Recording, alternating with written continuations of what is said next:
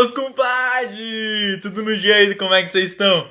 Mano, estamos fechando aqui uma semana de live hoje e hoje nós vamos entrevistar um cara pica. Pense, doutor em química, velho. Compadre Marcos entrevistando o doutor. E eu também tenho a honra de tê-lo como um dos meus melhores amigos, mano. Isso é que é sorte que a gente dá na vida de encontrar uma galera massa na faculdade, não, mano? Tu é maluco, deixa eu ver se a galera tá chegando aqui mesmo. Eita, menino, isso vai chegar pelo menos o rapaz que nós vamos entrevistar, né? Cadê esse povo? Não sei onde é que eles estão. Compadre, velho, hoje nós vamos entrevistar aqui o Galão Baixo, deixa eu colocar o tema da live. O que fazer na química, velho? O bicho vai contar a história dele aí, vai contar os perrenguezão, como é que ele sobreviveu até o ensino magro. Pronto, Ah, meu já lindo! tô aqui. Fala, Alan, tudo bom? Tudo jóia. Deixa eu fazer aqui uma pequena encenação, vamos ver se vocês adivinham quem que é.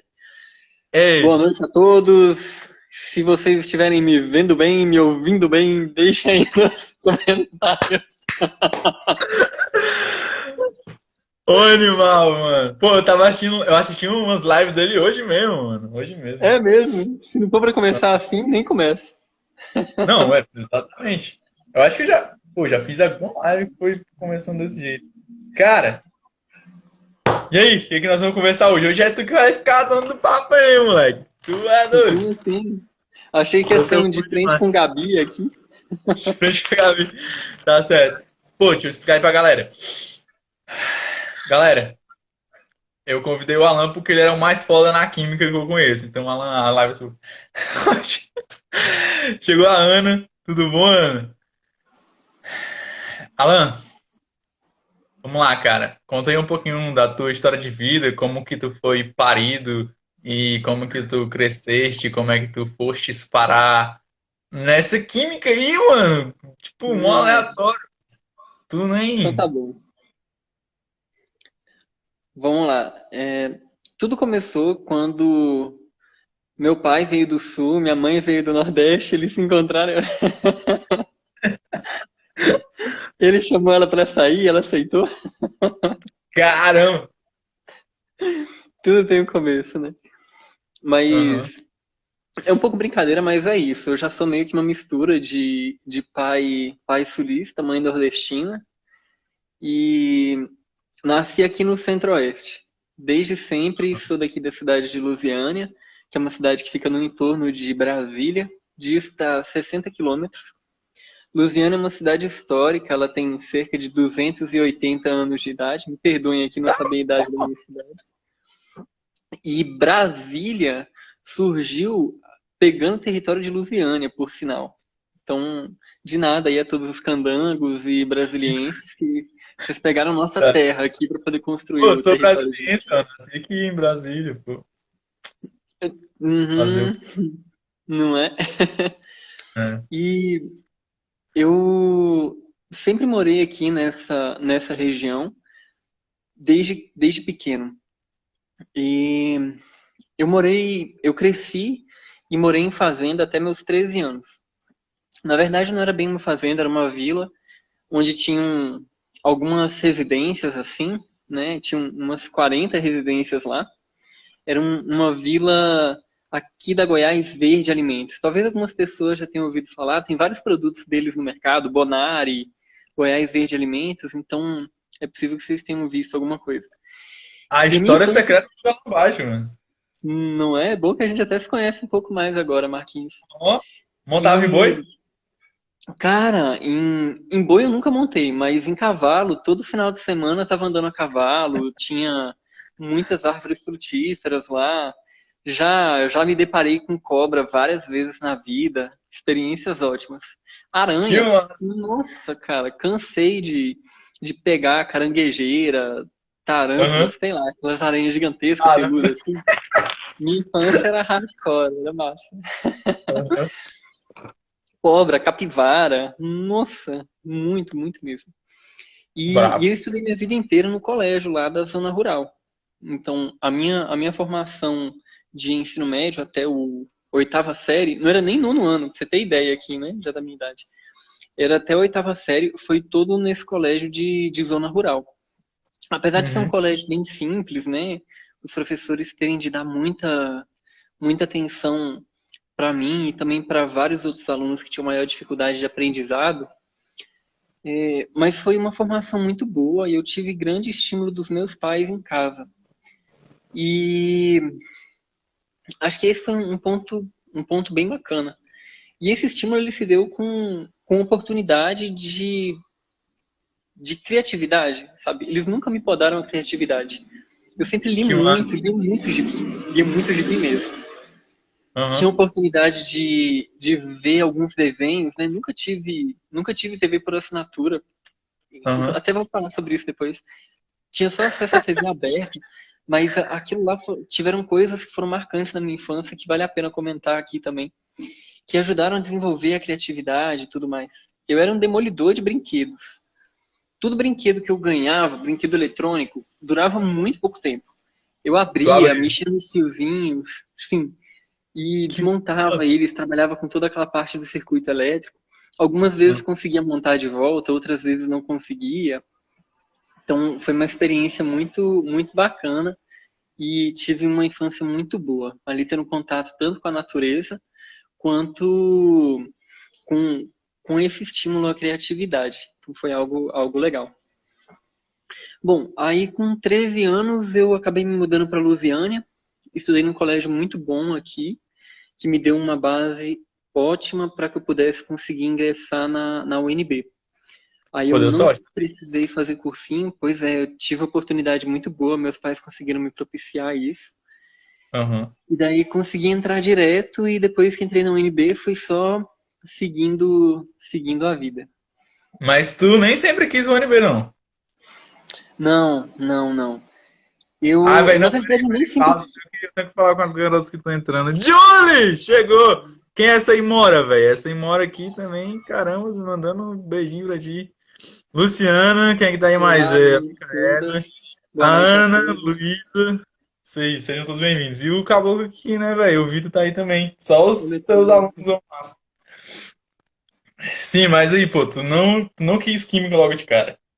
Não. Inclusive, Marcos, eu passei por muita coisa, por muitos desejos de profissão antes de acabar caindo na química. Para poder só dar um spoiler, eu fiz química porque era algo que eu gostava muito e fazia bem, sabe? Apesar de ser aquela química do ensino médio que não tem nada a ver com química de nível superior, mas era uma coisa que eu fazia bem. E tá aí uma grande dica para todo mundo que tá meio assim na dúvida, né, do que fazer da vida, seja nível superior ou nível técnico. Observa na sua história aquilo que você gosta de fazer e principalmente que você faz bem.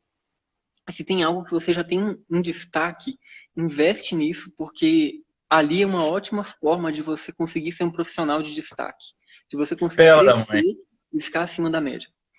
Eu fiz o contrário. Você pegava aquilo que você tinha dificuldade e estudava, né? É, não, Filho da toda a mãe. vida eu tive dificuldade em biologia, tá ligado? Tipo, comecei, eu era, cara, proficiente em português, tava todas as gramáticas, aquelas coisas todas. Aí fui pro ensino médio, aí foi física, química, aí eu, pô, fazia teatro, essas coisas todas, mas eu não entrava na minha cabeça biologia. Então, então eu vou fazer veterinário, né? E agora eu te pergunto, você é bom nos seus estudos? Você sabe das coisas? Você tá aprendendo as coisas? Agora eu tô. Depois que eu Aí, falei que cara, eu vou estudar, velho. esse é o ponto-chave. E deixa eu contar até uma curiosidade. Porque até a oitava série eu estudei em colégio de zona rural. Quando eu fui Não, pro primeiro ano, eu tive meu primeiro contato com eu química. vou ter que contar o fim. Cara, quando eu entrei lá no colégio, recebi as notas do primeiro bimestre, né? Saudade de quando a gente tinha aula em bimestres, né? Primeiro, segundo, terceiro, quarto, ao invés dos semestres, com aquela apreensão dos 6 meses. Adivinha qual foi a nota mais baixa que eu tirei no meu primeiro bimestre lá? No ensino médio. Aham. Quando eu mudei de colégio. Ah, Qual foi a velho. disciplina? Ah, velho. Exatamente. Foi química. Cara, todas as outras disciplinas eu fiquei acima de 9. Português eu fiquei acima de 8. E química eu fiquei com uma merda de 60 e pouquinho. Ah, você deve estar Caralho. falando, nossa, o cara tirou 60, Aham. tá aí, é um nerd, CDF e tal. Mas o ponto, cara, que eu quero trazer é isso. Tipo, média acima de 9 em todas as disciplinas. E química, 69. E adivinha para que disciplina que eu acabei fazendo vestibular? Para química. É nóis. Mas teve uma coisa interessante nisso. Quando eu vi que eu tirei uma nota baixa naquilo, eu comecei a Aham. estudar pra caramba. Comecei a estudar muito aquilo. Sim. E aí eu percebi que eu era bom naquele negócio, sabe? E estudando e vendo que eu era bom, eu continuei. E fui fazendo, fui tomando gosto. E aí que eu percebi que de todas as outras, né, no decorrer do ensino médio, aquela era uma daquelas que eu mais me destacava. Que eu sabia, conseguia fazer e tudo mais. Bela da Então, mãe. não é, no final, foi isso que eu disse, Ou, sabe? Você mas vivendo, percebeu que é tu bom. aprendeu aquelas paradas de Linus Pauling logo de cara ou demorou? Não, foi muito tranquilo pra mim. Deixa eu aproveitar que você tocou nesse negócio de Linus Pauling, Tá. porque quando eu fui fazer vestibular, como você falou, eu nem sempre quis fazer química. Só que antes de prestar o vestibular para química, a minha primeira profissão que eu tive interesse foi arquitetura. Porque eu gostava muito, cara. Gostava muito de desenhar, construir coisas. Que E tinha até uma aleatório. pegada de engenharia. Eu brincava muito de Lego e ficava construindo naves e carros e prédios e casas. E aquilo era muito bom. Eu gostava muito de fazer aquilo. E vem aquela questão do gosto, né? Você sentir a vontade, desejar fazer as coisas que gosta. E isso é um bom indicativo do que você fazer no nível superior ou Uhum. técnico, né? Na vida profissional. E depois da arquitetura, no minha oitava série, eu tive a oportunidade de comercializar alguns doces junto com os meus colegas para poder conseguir arrecadar dinheiro para a festa de formatura. Pra festinha de formatura. Uhum. E Bravo. nessa experiência de vender doce e fazer rifa e uma coisa e outra, eu fui percebendo uma habilidade também com gestão financeira, trabalhar com dinheiro, um pouco de contabilidade, economia. Aí eu já comecei a migrar minha mente de Caramba. arquitetura para trabalhar com economia e tudo mais. E Uhum. isso foi o ensino fundamental. Eu cheguei no ensino médio com esse desejo. E quando eu ingressei no primeiro ano, né, eu senti um pouco daquela dificuldade e tudo mais, mas o meu professor de física era um professor muito legal mesmo. E ele começava a falar de umas coisas que eu nunca tinha ouvido falar na vida. Lei da gravitação, lei de Kepler, falava um pouco de eletromagnetismo nas aulas de reforço que tinha à tarde, né? Eu Que frequentava porque massa, os velho. alunos não iam, e eu gostava Uhum. muito de conversar com ele ficava falando de coisas lá do segundo, terceiro ano. E aquilo Uhum. foi desenvolvendo assim um anseio e era muito legal aqueles papos, aquelas histórias, eu gostava muito e daí eu queria até por um tempo fazer física. Só que no segundo ano eu já comecei a me aproximar muito mais da biologia. E o meu professor de biologia era muito legal, eu tive até a oportunidade de acompanhar ele em algumas outras atividades fora do colégio, porque ele tinha uma clínica veterinária. E foi uma coisa muito legal, eu senti um anseio por fazer não veterinária, mas biologia. Uhum. E daí no terceiro ano, né, que era o final de todos e tudo mais, eu comecei a estudar e conversar com outros colegas e pensar um pouco mais a sério no que eu queria fazer da vida. E daí me deu o anseio de fazer engenharia aeronáutica. Não, mas peraí, mas tu conseguiu em algum Aeronáutica. momento pensar a sério o que tu queria fazer da vida? Ou ficou só nesse... Só com isso que eu te falei, adivinha qual é o meu temperamento? Oh, Sanguíneo caramba, raiz aqui, mano. cara. Sanguíneo hemorrágico. Sanguíneo hemorrágico. Desse É, jeito. mas tá... aí tu quis, Ita. Aí eu queria ITA, engenharia aeronáutica. E só que, cara, foi muito legal. Eu quero até contar uma história depois do ITA. Vai chegar o momento, né? Como você me deu Uhum. liberdade, eu vou falando um pouco disso. Tá. E daí acabou que não consegui fazer vestibular no terceiro ano. E eu pensei, o que eu vou fazer alguma coisa. Então eu vou fazer algo que eu gosto, que eu sou bom. E aí eu fiz química na UNB, acabei passando, ingressei na universidade com 16 anos. Fiz meu curso em 3,5 e já engatei Bravo. mestrado e doutorado logo em seguida. Uhum. E tem uma curiosidade, cara, muito legal de química, que depois eu fui pensando, né? De onde que pode ter surgido esse anseio por física e química? Quando eu era pequeno, eu gostava muito de assistir alguns desenhos. E tinham dois desenhos que eu assistia que aquilo ficou marcado muito na minha vida. Um deles era Cavaleiros do Zodíaco. E Oh, naquela primeira temporada. temporada, né? em que eles iam apresentando os cavaleiros de bronze, prata e ouro. Tinha uns momentos em que um cavaleiro de prata estava lutando com um Seiya e ele foi explicar qual que era a diferença do cavaleiro de bronze, prata e do ouro. E o de bronze Caralho. dava golpes na velocidade do som. Os cavaleiros de prata davam golpes, eu acho que era 200 mil quilômetros por segundo, alguma coisa assim. E os cavaleiros de ouro davam golpes na velocidade muito próxima à velocidade da luz. E eu Da ficava com luz. aquilo, né? Nossa, velocidade da luz e Uhum. golpes e tudo mais, eu ficava fascinado. E no próprio Cavaleiros do Zodíaco, teve uma explicação em que o Yoga, que é o cavaleiro que soltava lá os gelos e tudo mais, estava conversando com o mestre dele. O cisne? E ele estava explicando pro Yoga como ele atingiu o zero absoluto. E eu ficava vendo aquilo e falando, o que é Caralho. isso? Zero absoluto, Que velocidade da nóia é essa? luz, tudo isso Aham. encantava. Então esse foi um desenho que foi muito marcante para mim. E um outro também era o Fullmetal Alchemist. Inclusive, um anime muito bom, um mangá extraordinário, que eu deixo a Eu dica não para quem faço ideia, quiser. velho. É, Não galera o comigo. Fullmetal Alchemist conta a história de um personagem que ele é um alquimista. E o alquimista, para aqueles que não estão recordando ou que não tiveram contato, eram aqueles pesquisadores lá da época medieval, Uhum. antes disso, eram os antigos cientistas, que ficavam buscando a pedra filosofal, tinha uma teoria do flogístico, e tinha toda essa pegada aí meio mística para poder conseguir fazer a transmutação dos materiais. Que é Transformar o teu qualquer projeto coisa de em ouro. pesquisa agora. Oi? Que é o teu projeto de pesquisa agora. Não espalha, não espalha. Bora transformar mel em ouro, filho. Não em ouro. E todas essas pequenas coisas, sabe, foram formando um pouco da minha personalidade, dos meus gostos, e acabaram me conduzindo para escolher química ali no vestibular, até que Aham. a engenharia aeronáutica ficou de lado. Mas então, eu Uhum. estudei um pouquinho da trajetória até chegar na UNB.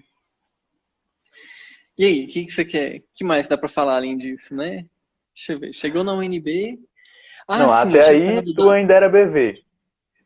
É, até aí, BV e tudo mais. Ah, E, beleza. e aí, dentro da UNB mesmo, eu tentei fazer vestibular umas 2, 3 vezes pro ITA, mas todas as vezes acontecia alguma coisa que eu não conseguia ou fazer inscrição para a prova ou perdia a prova. Caramba. E eu sou Tinha uma prova pessoa. aqui em Brasília? Não, acho que na época não tinha. Eu acho que na época Aham. não tinha aqui em Brasília pro ITA. Mas, cara, quem me conhece sabe que eu sou uma pessoa bem organizada e tudo mais. E assim, perder essas provas ali era uma coisa meio sem explicação. Não, E peraí, nesse peraí. meio Ana, contexto. Ana, ele é organizado mesmo? Ah, o povo ali, A Ana tá cadê? só aqui, velho. Risada mais gostosa do mundo, não sei o que, muito mais esse anime, meu amor. Era. Aí, cara, teve uma oportunidade, mais ou menos no meio do meu. Meio não, né? Perdão, no meu segundo ano de Química, que eu tava um pouco na dúvida, ainda tentando fazer engenharia aeronáutica, fazendo inscrição pro vestibular, tentando fazer prova. Aí eu tive uma experiência muito, muito bacana, cara, assim, já levando um pouco pro lado da religiosidade, em Uhum. que, em alguns momentos, lá num contato de oração com Deus, pedindo uma orientação do que fazer da minha vida, aí surgiu a oportunidade de fazer uma iniciação científica, que foi até uma iniciação que eu fiquei com o prêmio de melhor trabalho de exatas aí, eu acho que foi em Que tá no 2000 teu e Lattes, que eu fui tá no meu Lattes. bisbilhotar. Sim, sim. Aí eu ganhei o melhor prêmio de trabalho Filha da mãe. daquele congresso lá na UNB. Pô, E velho. teve uma história muito curiosa, cara, porque, olha só, eu participei de um grupo de oração e no final desse grupo de oração, lá na UNB, um rapaz veio falando que no grupo de pesquisa dele, que trabalhava com ferro fluido, né, que nanopartículas magnéticas, tinha acabado de surgir uma bolsa de iniciação científica, mas ela tinha que ser implementada nas próximas 24 horas. E Caralho. só tinham duas condições, né? Que era o período que o aluno deveria estar no Aham, curso, que eu me encaixava perfeitamente, e que o aluno aham. deveria ter um currículo Lattes. Só Filha que o da que puta, acontece? mano. Presta Porque só tinha atenção. 24 horas, o currículo Lattes demora mais de 24 horas pra entrar no ar. Na minha época, ele demorava uma semana para Demorava uma poder entrar no ar. semana. Ele demorava Caralho. uma semana. E adivinha quanto tempo antes que eu tinha acabado de fazer meu currículo Lattes do nada? Há uma Uma semana. semana. Aham. O meu currículo Cagado, tinha sido publicado. Cagado. O meu currículo tinha sido publicado no dia anterior. Aí nesse dia eu fui no Uhum. grupo de oração que o rapaz falou dessa oportunidade. No dia seguinte eu fui lá, conversei com o professor. Era uma coisa que me interessava muito. Fiz a participação no projeto e ganhei o prêmio de melhor trabalho de exatas daquele ano. Essa é a prova de que rezar dá pra tirar 10 só rezando. Olha, Deus abençoe. sobre tirar 10 na prova, eu não sei. Só rezando, olha. Faz o que deve e está no que fazes, rapaz. Não fuja dos Acabei de gravar uma compromissos. história falando isso. É. Aham. Cara, foi uma experiência muito boa. E eu estava muito na dúvida mesmo sobre por onde seguir. Eu já estava há muito tempo em oração, pedindo uma ajuda. E daí aquilo foi meio que uma resposta, né? Não, filho, continue na química e tudo mais. E eu tinha alguns outros anseios quando eu entrei na química que estão ainda adormecidos aqui no peito. Não sei se vou conseguir implementar eles. Alquimismo. E não é um deles é que eu me incomodo muito com o lixo, com a forma que o lixo é tratado hoje. Eu não sei se Uhum. vocês já tiveram oportunidade de ir no lixo da cidade de vocês, né? Hoje Pô, em dia, eu nasci do lado do maior chão da América Latina, velho. Eu morava na estrutural. olha só, É cara, cabuloso, pesado velho. demais. Tinha dia assim que começava a chover. Tu é maluco, mano. Um Levantava cheiro uma podre. porra. E Marcos, já tem lei que proíbe lixão aqui no país. Uhum. Ela, inclusive, previa multa a todos os municípios que não acabassem com os lixões e transformassem em aterro a partir de 2012, eu acho. 11, 12, alguma coisa assim. E até Uhum. hoje, cara, até hoje, Tá você aí. tá cheio de lixão aí, cara. E aquele troço tem um cheiro muito ruim. E mais do que isso, aquilo pode ser material aproveitado. Você fazendo um tratamento adequado naquilo, você transforma lixo em produto. E isso me incomoda muito até hoje. E isso foi até uma das coisas que me inspirou a entrar na química, tentar achar uma solução, mas acabei me bandeando para outras áreas. Não sei, talvez acabe voltando para essa área. Mas Que é um nem eu, combustível. velho. Entrando na veterinária e indo pra neutrófilos. Sim, sim. Alguns sonhos, né, alguns desejos, inspirações nossas que vão nos orientando para onde seguir. Eu não acabei tratando com lixo, né, mas Uhum. acabei me encontrando e fazendo muita coisa boa na química. Uhum. Quando eu Massa. entrei, eu não Isa, tinha só pra anseio de ser galera daqui, professor. galera, se vocês quiserem fazer qualquer pergunta, só manda aí no chat, no momento Ah, oportuno a gente responde, tá bom? Ou então pode apertar nesse botãozinho que tem um balão com uma interrogação, também pode colocar a sua pergunta aí dentro, tá bom? Beleza. Continue, Alan. Isso aí, galera. Tô aqui para poder partilhar um pouco da minha história com vocês e também tentar ajudá-los no que for. Jazinho chega na parte interessante, né? Vamos até começar agora, porque eu não quis inicialmente ser professor quando, Uhum. quando eu entrei na química. Tanto que eu fiz toda a minha formação lá, me dedicando somente a ser o melhor aluno que eu poderia ser. E no final da minha graduação, eu acabei fazendo um concurso para professor lá no IFG da cidade de Goiânia. E passei muito bem na avaliação teórica, né? Tinha redação, tinha prova de conhecimento e tudo mais. E chegou na prova de desempenho didático. E eu nunca tinha dado uma aula oficialmente na minha vida. Isso em que E ano? Com naquela que idade? aula, nunca mesmo. E, cara, quando eu cheguei lá para poder fazer aquela prova de desempenho didático, foi uma coisa muito engraçada. Meu pai foi comigo, a gente chegou lá e Uhum. daí a candidata, melhor, o pessoal da banca chegou, né, se apresentou e tudo mais, eu entrei na sala e a pessoa responsável, ela tava com um gravador na mão. E daí eu já olhei para aquele gravador e fiquei assim, né, lá, e agora? E eu novinho, cara, imagina, eu lá com 19, 20, quando eu fiz a prova, eu tava quase com 20 anos de idade. Tinha passado em Uhum. primeiro lugar na prova teórica, fui fazer minha prova prática, nunca tinha dado uma aula oficialmente na minha vida, Que né? bicho pica, mano. Cheguei lá, aí tinham 3 pessoas na banca, a coordenadora chegou e falou: olá, eu sou fulana de tal, doutora não sei o que. Aí na hora que ela falou isso, já deu um frio na Gelou. espinha. Aí ela chegou e apresentou: esse aqui é Beltrano de tal, doutor em não sei o que em química. Aí Já, já as pernas já não Fudeu. sentiam nada. Aí Aham. chegou, apresentou a terceira pessoa, doutor e não sei o que na química também. Aí nessa hora, cara, deu amnésia geral. Já não lembrava mais nem meu nome. Ela pegou o gravador. São 16 horas, são 18 horas, 23 minutos. Estamos dando início à prova de desempenho didático do candidato Alan Rocha Baggio. Colocou o gravador sobre a mesa, sentou. Cara, eu dei a aula de uns 30 minutos. Uma aula horrível, horrível. E olhava assim para as pessoas, todas as três pessoas assim, com uma cara totalmente fria, sabe? Parecia que eu tava dando aula para três estátuas, com aquela pressão, sabendo que era doutor e tudo mais. É a famosa cara de bosta. Isso, exatamente. Aí no final eles só agradeceram, assim, foram simpáticos depois, né? E daí eu fui pra Aham. casa, mas eu já entrei no carro, falei, pai, não deu certo. E eu já saí, eu passei a viagem inteira reformulando a aula. Como que eu poderia ter Caramba. começado, reestruturando. E aquilo, apesar de não ter conseguido passar no concurso, infelizmente eu fiquei em quarto lugar, eram apenas 2 vagas, né? Eu perdi muito nessa prova de desempenho didático. Caramba, velho. Mas aquilo foi muito bom, porque daquela experiência eu percebi o quanto que eu poderia crescer.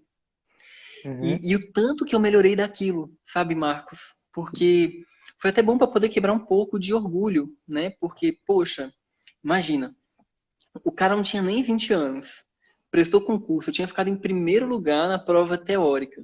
Então eu tava assim, até com o ego um pouco inflado. Quando eu Sim, fiz aquela velho. prova, aí eu percebi, não, cara, segura a onda aí um pouco, dá pra você crescer muito mais, não é bam bam bam, você pode melhorar. Se eu tivesse feito um negócio desse, com certeza seria da mesma forma. Talvez eu não teria ficado em primeiro lugar nas primeiras.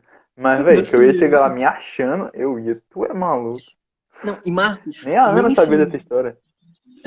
o meu ensino médio mesmo foi uma coisa muito bacana porque desde o primeiro ano eu já dava aulas no colégio, né? Aulas assim, tutorias, em alguns momentos até apresentava conteúdo inteiro para os alunos no período da tarde para poder ganhar um dinheirinho extra para ajudar a bancar o colégio na forma de bolsa, Uhum. né? Então eu tinha essa parceria para poder ajudar a me manter lá. Eu dava monitoria, dava essa assistência para os alunos na forma de bolsa. E eu sempre tive um feedback muito bom dos meus colegas. E assim também foi na graduação. Eita, vai lá, vai lá, vai lá. Foi? Passou? Foi, passou. Então, apesar de nunca ter dado uma aula propriamente dito, desde o meu ensino médio eu já tinha essa experiência de ensinar, ajudar colegas a aprender durante a graduação, nas nossas rodas de estudo, né? Várias vezes ajudando colegas na véspera de prova. Acho que todos vocês passam por isso também. Às vezes você ajuda, às vezes você é ajudado. E é a melhor forma de aprender E também, né, velho? é uma ótima forma de aprender. E aí eu cheguei lá, levei esse pé na bunda, mas foi tranquilo. Logo depois eu ingressei no mestrado. Fiz ali o meu mestrado em modelagem molecular e desenvolvimento de sensores. Tu entrou no mestrado com que E idade? eu terminei o mestrado com Não 20. começou com que idade? Ah, Ah, é. eu comecei com 20. Comecei Começou com com 20 20. anos. É um mundo. Comecei com 20 anos. E daí eu terminei ele com 22. Não, não, perdão, desculpa. Eu entrei com 16, formei com Com 20. 19, É, eu né? entrei no Aham. mestrado com 20 anos. Aham, entrei no Filho da mestrado com 20 puta, anos. mano. Cara, é por isso que eu te amo, mano. E daí eu terminei o meu mestrado e já iniciei o doutorado logo em seguida. Terminei o mestrado com 22 e já iniciei o doutorado.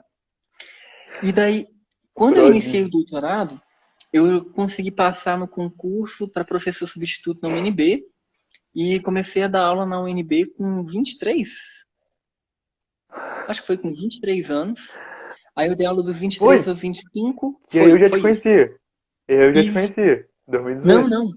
Tu me conheceu na 2018. segunda vez que eu dei aula. É porque eu fui professor na UNB 2 vezes.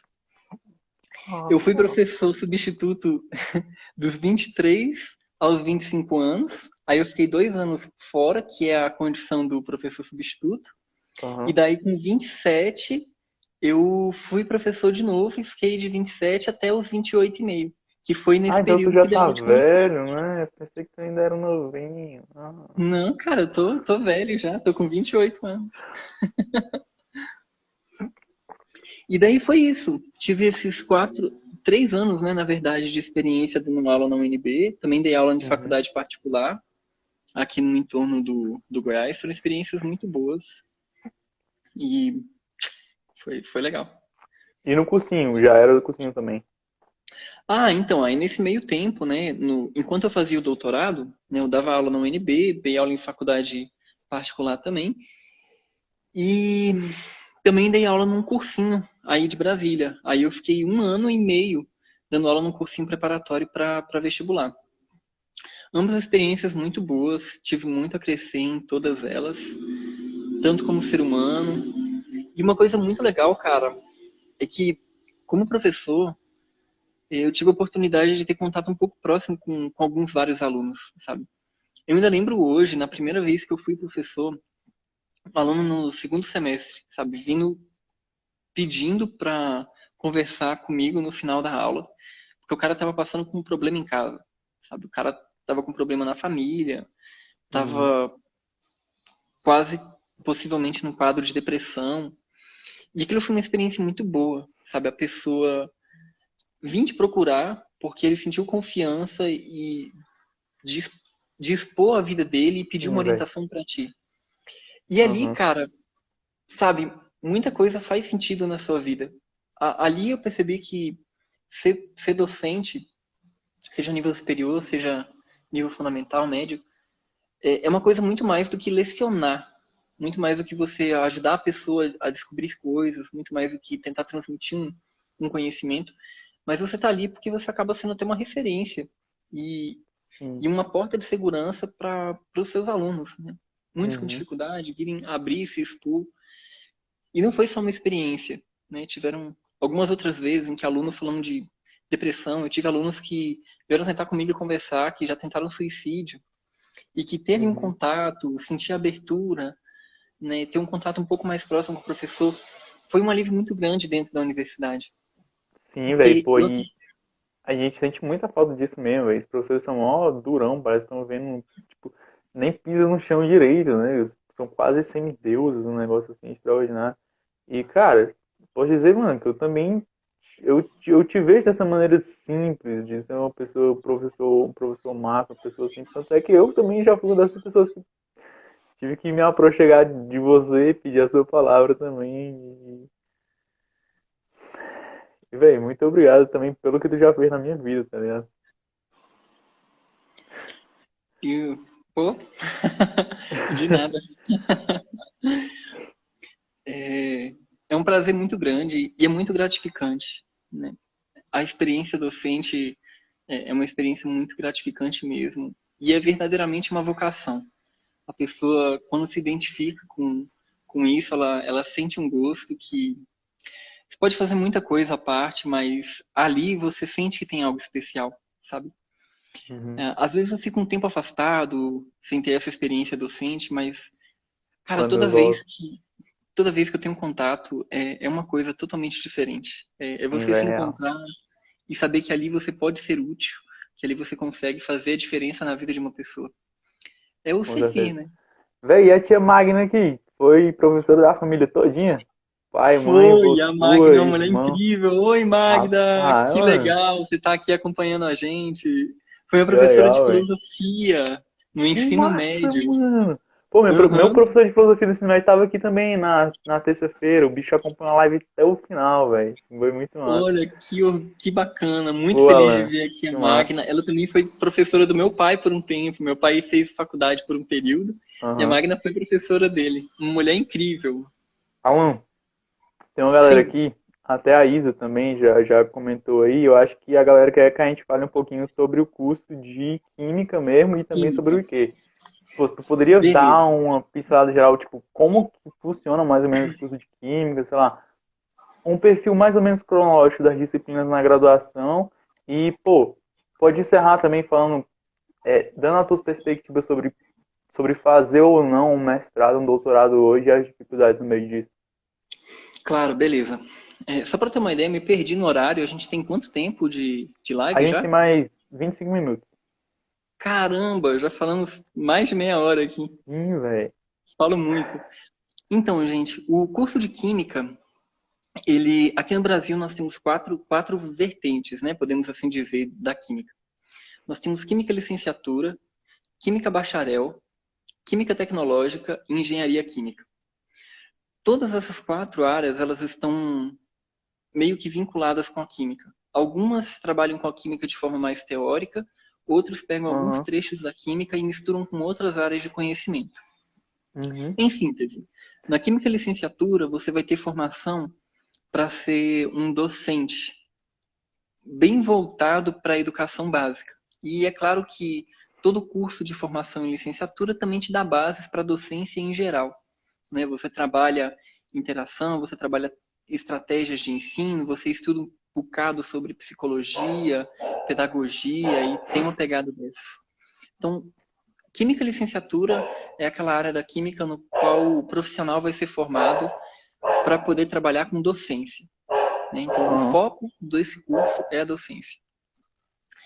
Inclusive, Na um dos química, melhores professores que eu tive no ensino médio foi de química, velho. Porque o cara, tipo, foi fazer a licenciatura mesmo com gosto, entendeu? Não foi porque era a última opção, não é. Porque ele foi realmente, gostava de química e gostava de ser professor. entendi, Marcos. E é bem isso daí, cara. Você tendo conhecimento do que você quer, do que você gosta e do que você faz bem, você consegue direcionar bem e fazer a sua escolha assertiva. Ah, eu tenho uma afinidade por Uhum, química, né? Mas qual área da química que eu me interesso mais? Né? É a parte da uhum, docência? Você já se direciona para química e licenciatura. Você não vai investir o seu tempo em alguma outra coisa, né? Então, você pode uhum, trabalhar dessa maneira. A química bacharelado, que é a minha formação, ela é voltada para o desenvolvimento de pesquisa, né? Você é bacharel. Você vai estar trabalhando no laboratório, desenvolvendo materiais, fazendo pesquisa com ensaios, trabalhando com equipamentos, análises clínicas, toda essa coisa nada de laboratório. É claro aham, que o químico licenciado tem a possibilidade de trabalhar dessa forma também, mas não é a formação primária dele, né? Ele tem a formação principal dele voltada para a docência, mas ele também recebe a formação para trabalhar em laboratório e tudo mais. Você tem um conhecimento básico para fazer isso. Já o químico tecnológico, ele tá voltado para o desenvolvimento de novas tecnologias, né, novos materiais. E tem uma pegada também voltada para instrumentação. Então, se você gosta de trabalhar com instrumentação, uma das áreas da química que você pode fazer a sua graduação para poder se desenvolver é a química tecnológica. Quero aham. construir um novo Entrou o cara aí da Química equipamento. Tecnológica do Brasil, olha aí, o Elias entrou aí. Ai, o É. Elias, Vamos né? E fazer uma aí, live com ele Elias? também aqui, Confirma aí Celeste também com a não, vai gente. dar certo, né? Bem-vindo, Elias, Ellen também. Então, se você tem um interesse de desenvolver equipamentos, se você pretende achar soluções químicas para determinados problemas, então você trabalha com química tecnológica. Deixa eu dar um Aham, exemplo de um TCC de química tecnológica que foi muito bacana, muito legal, que eu acompanhei quando estava na graduação ainda. A pessoa ela estava trabalhando em parceria com a... Como é que é a companhia aí de Brasília? CAESB? CAESB. Uhum. Aqui no Goiás é a Saneago. ah, Aqui no tá. Goiás é a CAESB. Enfim, tava na Companhia de Águas aí de Brasília. Me ajudem aí, pessoal. É caso mesmo, pô. É CAESB, né? Aham, E eles tinham um problema com... Quando eles faziam a limpeza dos tanques, havia bastante resíduo de matéria orgânica, né? Uma espécie de lodo que ficava lá. E aquele lodo, ele tinha o seu devido tratamento, mas isso gerava custos para a companhia. Então, você limpava e você tinha aquele resíduo. Era um trabalho a mais que eles tinham. E essa aluna de química tecnológica, ela fez um estudo de modo a pegar esse resíduo desses tanques, né, esse resíduo de limpeza, e utilizar ele como adubo, após um pequeno tratamento, que seria menos oneroso e poderia revender isso como fonte de renda para a companhia. caramba. Então, para você ter um pouco da ideia do que a química tecnológica pode fazer, ela arranja Aham. soluções químicas para problemas. É uma área muito legal mesmo, que está bem vinculada também com a química bacharel, mas ela já tem essa vertente mais de aplicação prática, sabe? Sim. Enquanto que o bacharel ela tá mais... É que nem o bacharel é o cara que faz PIBIC e tecnológico é o cara que faz PIBIT. Seria alguma coisa assim, exatamente, exatamente. Seria como uma comparação, né? Você tem o mestrado acadêmico, bacharel, e você teria um mestrado de especialização. Aí a gente poderia Aham. fazer meio que uma analogia ao tecnológico. Não é Que isso, massa. mas seria como se fosse uma analogia, né? O tecnológico Aham. seria uma coisa um pouco mais aplicada. Então, aqueles que têm um anseio, que gostam, têm uma certa afinidade com química e já querem aplicar esse conhecimento desde já na solução de problemas, né? Sem fazer o desenvolvimento de conceitos, de teoria, que é o caso do bacharel, já pode ir para a química tecnológica. E por fim, a gente tem engenharia química, que é uma espécie de agrônomo, né? O engenheiro químico eu acharia que seria o nosso batateiro. Que o agrônomo é o cara que faz tudo, né? Faz, O velho. agrônomo é arquiteto, é engenheiro civil, é Aham. biólogo, é, é tudo, o Vai mexer cara. com plantas e animais. O bicho é maluco. Pode, ele faz de tudo um pouco. E o engenheiro químico tem um pouco dessa pegada. Ele tem certo conhecimento de química, mas ele também pode construir plantas, né, e instrumentação de empresas e tudo mais. Então o cara é meio que um engenheiro civil, meio que um químico, um engenheiro É um bom mecânico. brilzão. Aham. É o bombrilzão, o cara faz um pouco de tudo. Então tem um pouco dessa vertente. Então dentro Mas das eles áreas da queimam química rápido? nós temos essas. Oi? Queima rápido também. Não entendi, fala de novo. Bombril, velho. Será que queima Ah, rápido? sim, queima rápido. Aham. Inclusive, eu tava até recordando que nesse fim de ano eu fiz uma promessa de rodar Bombril à noite. E não tinha cumprido. Vou ter que cumprir essa promessa aí. Pô, Fazer uma live, rodar Bombril. não vou falar isso não. Depois a gente faz qualquer Deixa coisa. abaixo, né? Beleza, a E com gente faz. relação a pós, né? Que eu tô devendo falar um pouco disso. O pessoal tinha Aham. pedido aqui. Essa semana mesmo eu tava dando uma revisada, né? Sobre a compreensão da CAPES e do CNPq acerca de qual que é o objetivo da pós-graduação. E E, cara, agora tu falou um pode negócio falar. interessante, porque, pô, o Brasil tem duas instituições que é quase a mesma bosta pra dar bolsa pra galera, né? E tem que ter uma CAPES e um CNPq. Pô, ó, mero Deixa estado abaixo pra isso. caralho, né? E em ambos os casos, Marcos, uma coisa bem clara para eles. O objetivo dos cursos de pós-graduação é formar pesquisadores. Com que objetivo? Sim. Né? Se você pegar lá nas linhas, né, dos Regimento. termos lá que regem eles, você Aham. vai ver que ele parte desse princípio. Formar pesquisadores com dois principais objetivos. Né? Pesquisadores para que possam promover o desenvolvimento tecnológico e científico do país. Né? Aqui você já vê que tem uma vertente um pouco mais voltada para exatas, né? Mas é claro que esse desenvolvimento tecnológico também pressupõe e necessita de um desenvolvimento humano. Né? Então, as ciências humanas também são necessárias dentro desse processo de desenvolvimento tecnológico e social. Que ainda não E chegou nos nossos políticos. ainda não chegou. E o segundo ponto, que além de formar pesquisadores para promover o desenvolvimento econômico e social, formar docentes para que você possa ter uma melhor capacitação. Então, quando Aham. você tem em mente que as duas principais instituições de financiamento de pós-graduação do país estão alinhadas com esses objetivos, você compreende o que você deve esperar e o que você deve, né, ter como meta na sua vida se você quiser fazer uma pós-graduação. Ah, Trabalhar com tá. desenvolvimento Tá. científico e social da sociedade, ou então trabalhar com docência. E, é claro, Mas uma coisa não exclui a outra. e eles estão fazendo isso há quanto tempo, Alan? Tem essas instituições já existem há o quê? 50 anos? Mais? Teoricamente, 50 anos. Pois é, 50 anos e já mudou o quê? Não, mas mudou bastante Tá, tá. coisa, cara. Aham. A gente tem muito mais desempregados com pós-graduação. Pode Antes lá. tinham poucos, hoje tem mais. Aham. Tá certo. Pesado, né? Mas, cara, acabamos tendo uma promoção um pouco boa. Tivemos uma promoção boa aqui. Ai, rapidão, tá dando cãibra aqui no pé. A gente teve uma evolução considerável, sabe? Do nosso conhecimento, da nossa pós-graduação no país. Ela Aham. teve sua importância. Bem ou mal, a gente acabou Uhum. progredindo bastante, né? E a minha experiência lá, cara, é que tanto no doutorado a gente tem uma disciplina lá na química. É claro que cada programa tem um pouco de liberdade de, de fazer certas variações, né? Pelo menos aqui na UNB, os programas de pós-graduação eles são bem livres. Então, a forma de ingresso, as disciplinas, as obrigações elas, eles gozam de certa liberdade. Então, Uhum. o programa de pós-graduação da Química, ele pode ter diretrizes e exigências de ingresso bem diferentes do de ciência política, que podem ser bem distintos do de biologia, do de física. Mas, a grosso modo, todos eles, no doutorado, você precisa passar por uma disciplina chamada estágio em docência, né? Onde você tem, durante o seu período, um Caramba, todo semestre, doutorado faz pelo isso. menos, todo doutorado, até, salvo engano, é obrigação na UNB você ter que Pô, participar de um sabia semestre como não. estágio de docência. Uhum. Nesse semestre, né, teoricamente, o professor deveria te acompanhar, supervisionar a construção de pelo menos 2 aulas, né, em que você iria lá expor conteúdo para o aluno, tirar dúvidas e tudo mais.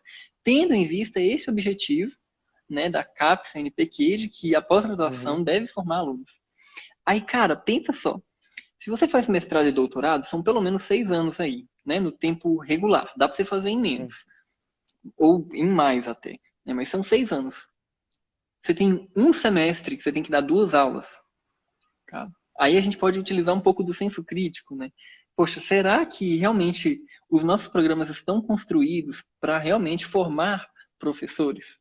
Já que a ideia de você ter a pós-graduação e a motivação dele era formar professor, você tem apenas uma disciplina em que você acompanha o professor e tem que ministrar apenas 2 aulas. Então, acho que isso é uma coisa que dá para a gente reformular, né? Uhum. Ou então repensar, ver se realmente formar professor é uma das diretrizes, é um dos objetivos básicos que a gente tem na pós-graduação.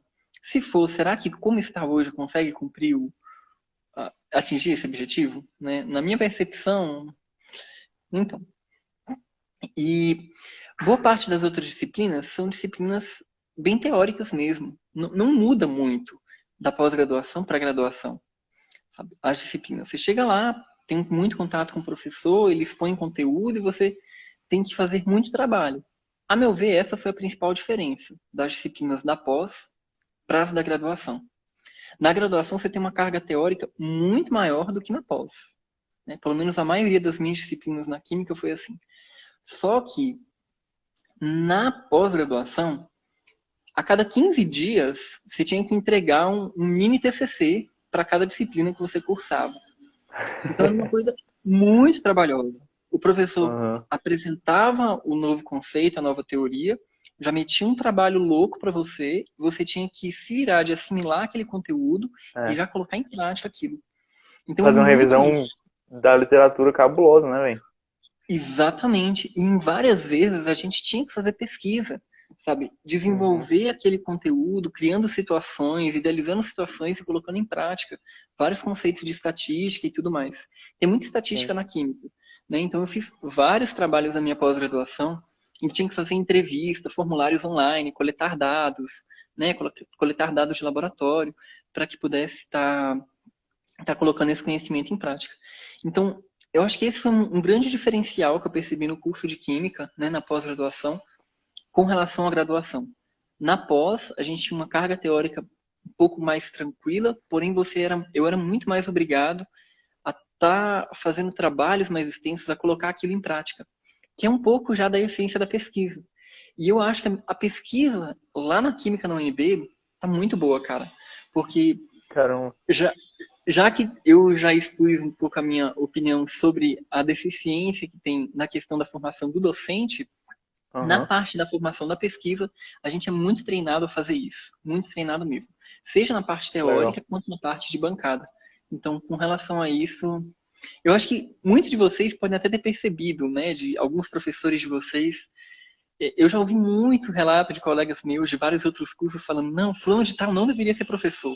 Como pesquisador, ele é até bom, mas ele Uhum. até produz, faz umas coisas assim, mas como professor, não, não rola.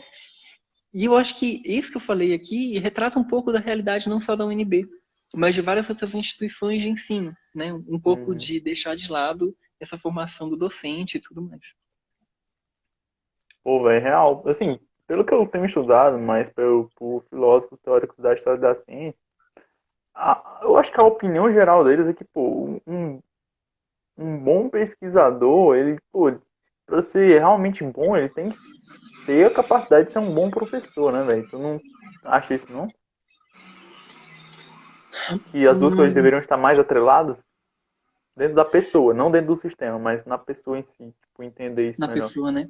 Cara, deixa eu, você já ouviu falar daquele termo PhD? Né? Sim. Lá no exterior a gente fala, Doctor fulano é Philosophy. PhD. É, Aham. exatamente. E aqui no Brasil a gente chama só, o cara fez doutorado e tudo mais e tal. Isso é uma coisa muito legal, porque começou-se a fazer essa distinção de PhD e doutor, né, de uma forma muito recente, e isso não é em todos os países. E isso começou a Hum. ocorrer com base em correntes, não sei se posso chamar de correntes filosóficas, né, em diferentes correntes. Se tu pegar ali no início do século XIX, século XVIII para trás, cara, era tudo PhD, que é Philosophical Doctor, né? O cara é Aham. doutor em filosofia. E ele tem a Tanto que integração realmente de todas as áreas. Exato. E tanto que no doutorado você apresenta como um dos trabalhos finais uma tese. É o tempo que Descartes ainda não tinha cagado com as coisas aí. Isso, exatamente. Exatamente. Então, tanto que no doutorado você apresenta uma tese. No mestrado você apresenta uma dissertação. No mestrado você disserta sobre um tema. Sabe aquela dissertação do vestibular, do ensino médio? Onde você pega um Aham. tema, você apresenta uma característica dele, você discorre sobre aquele tema e você apresenta uma intervenção, você faz algum comentário de como fazer uma modificação dele. Então, na dissertação de mestrado é mais ou menos isso. Você pega um tema, você apresenta ele, discorre sobre ele e faz meio que uma proposta. O que é Uhum. o doutorado, né? O philosophical doctor? Você pega um tema, você discorre e você explica por que aquela parada está acontecendo. Você explica o fenômeno, você faz uma teoria, tese. Você levanta uma tese do porquê que aquele fenômeno ocorre. Ou ainda, né, uma forma de contornar aquele problema de acordo com a sua compreensão. Então, tem toda essa pegada de pensamento, de transcender, da filosofia, de você criar uma proposta, criar uma nova perspectiva a partir de um evento. Coisa que Tudo não faz tem no sentido. mestrado, que não tem em outro. E Caralho. daí, velho, agora presta muita atenção. Isso é o PhD, até século XVIII, Aham. início do século XIX. Só que em alguns lugares, o doutorado, né, o PhD, que antes você demorava 10, 12, 15 anos para conseguir um título de doutor, cara. Boa parte dos meus professores da química, os mais antigos, demoravam 10 anos para conseguir um título de doutor, cara, de Mas aí PhD. filtrava só quem queria de verdade, quem tinha sangue. Isso, exatamente. Lá o cara, ele sabia cabulosamente das coisas, era um PhD. Uhum. Hoje, você tem umas correntes que te obrigam a cursar disciplinas, a sair logo do doutorado com 4 anos. Aí tu quer comparar um cara com 4 anos de estudo, né, de desenvolvimento de pesquisa e tudo mais, com um cara que teve que ficar 12 anos lá estudando. Aí você começa a compreender o porquê da perda do título de PhD para só o D, né? Só Então, dei. só, agora, antes era PhD, agora só se for, né? Opa, Caralho, mano. Pô, porque ótima reflexão, Alan. Obrigado. antes Uhum. você tinha esse quê de filosofia, né? Você era obrigado a desenvolver todo esse tema. Hoje, né, você tem toda uma dinâmica do sistema que te conduz de uma forma diferente disso. Então, hoje você Entendi. perdeu um pouco essa essência da filosofia, do desenvolvimento da tese, e você recai hoje no doutorado. Se tu pegar as teses de Massa. doutorado hoje, cara, se tu pegar uma tese de doutorado e uma dissertação de mestrado bem feita, fica difícil de você diferenciar. Fica Sim. difícil de você diferenciar hoje. Porque você perdeu essa ideia do philosophical.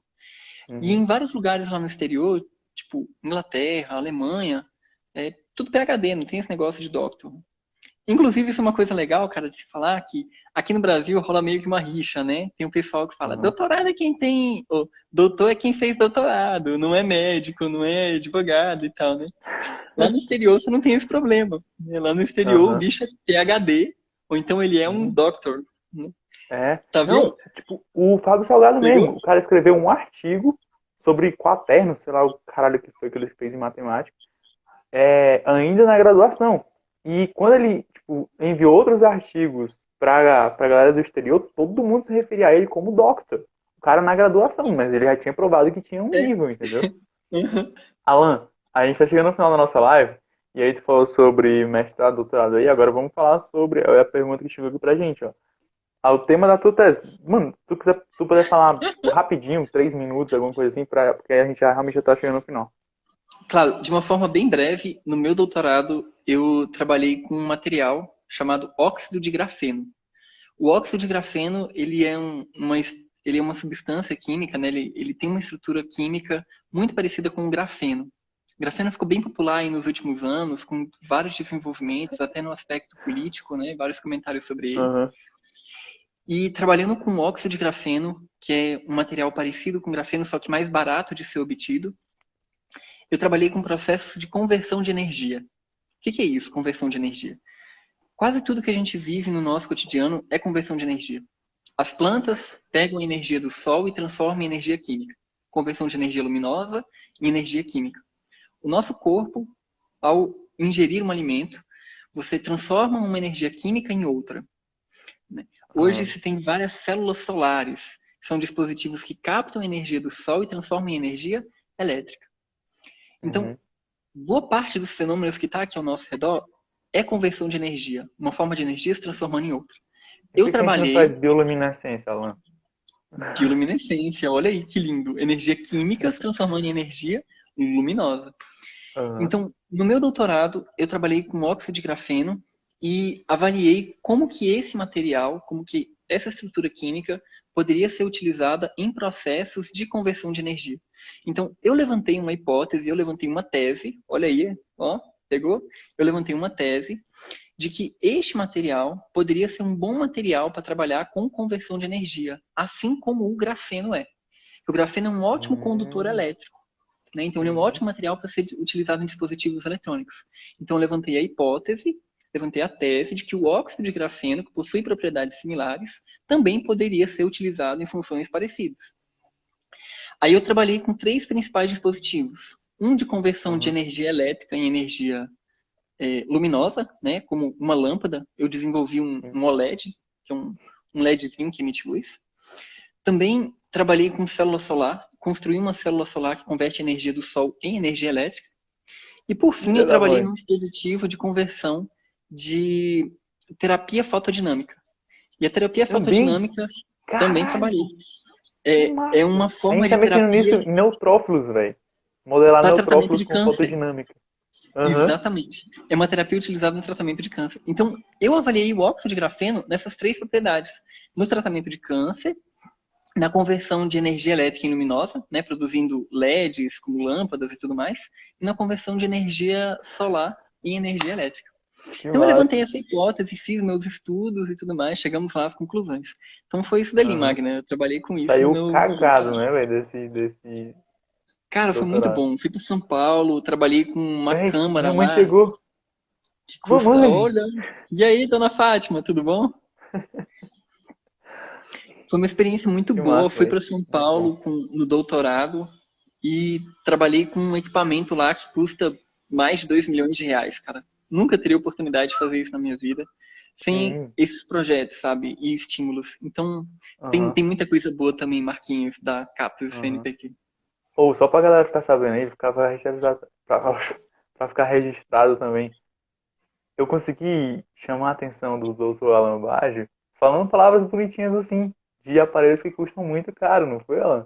A gente tava no café da manhã lá na UNB, aí eu meti eu já fui lá dentro da sala que tem a EPR. Eu estava medindo os spins dos elétrons. Aí o bicho olhou assim, porra, tu tá em que semestre? Eu tô no primeiro semestre. Filho da mãe. Mas, cara, é muito bom, Marcos, trabalhar com pesquisa nessa área de biologia, química. Você trabalha com equipamentos que são muito legais, equipamentos que são muito caros também, que você tem que ter muito cuidado ao manusear. É uma experiência única. É uma experiência única mesmo. Se você tem essa oportunidade, cara, você aprende muito, vale muito a pena.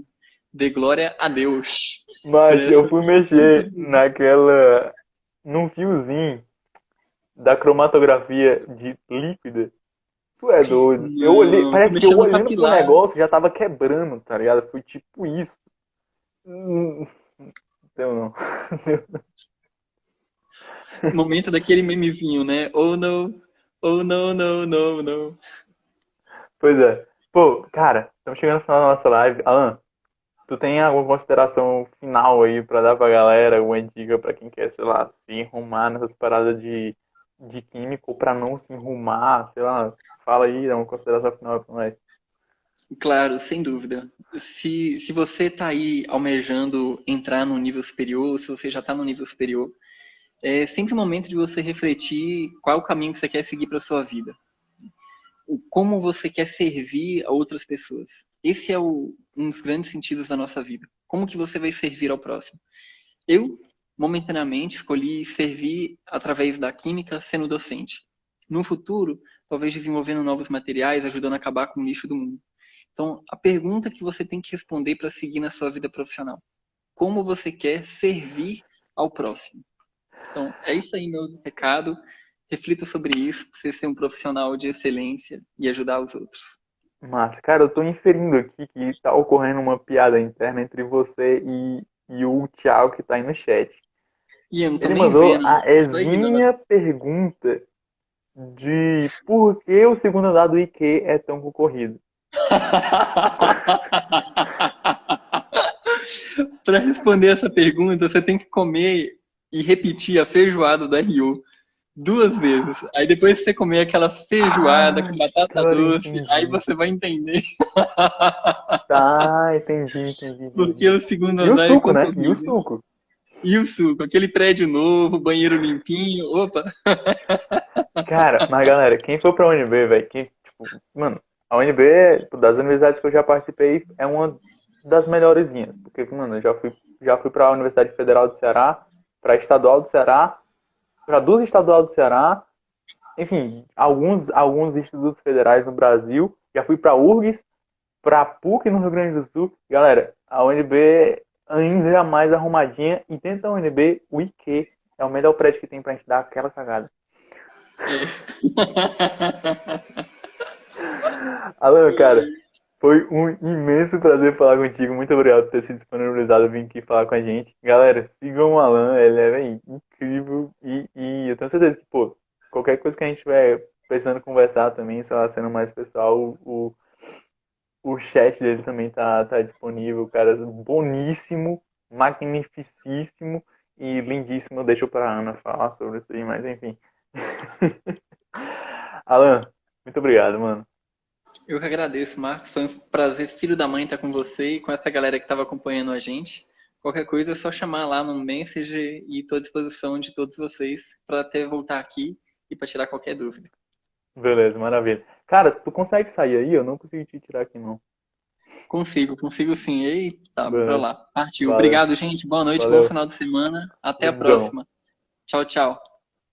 Tchau. Galera, essa foi a nossa conversa com o Dr. Galan Baggio e a gente vai ter mais. Por semanas de live com outra galera que, mano, vale muito a pena a gente estar aqui na conversa deles com eles também. Deixa eu falar pra vocês qual vai ser as próximas pessoas. Deixa eu dar uma olhadinha aqui, pescar minha cola. Caramba. Olha só, segunda-feira a gente vai falar sobre engenharia mecânica. Mano, essa próxima semana vai ser, tipo, a melhor.